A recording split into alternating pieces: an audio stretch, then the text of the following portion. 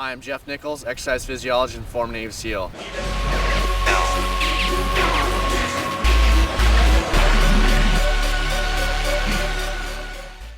For strength training, I think the first thing is you have to understand what strength is.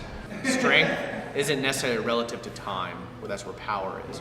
Strength is accumulation. On a bench press, for example, where I'm gonna do the reps as fast as possible, the idea is to do as many reps as possible, and that accumulation of poundage is strength. We can use that sort of concept for any exercise, but for me, it's about plane of movement. Extension of the arms and the pushing and pulling, overhead extension and retraction, squatting, bending over. It's a pull-up, it's a push-up, it's a squat, and it's a deadlift.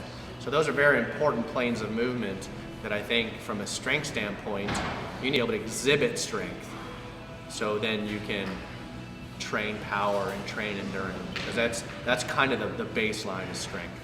If I were to start an athlete or start a client of mine into strength development, a great starting point is definitely the back squat or even the front squat. That really is fantastic for your bone structure and musculature, but from your nervous system as well. Load that spine vertically and then move while we're under that resistance. The prime mover for that squat is not necessarily your quads, the front side of your legs, but it really starts with your backside. Are my hips in the right position? And as I go to depth, are my hips and knees and everything lined up the way they need to go?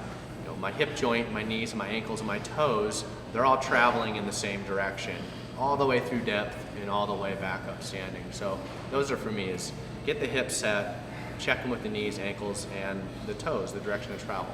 So that's, I guess, for me is always the starting point.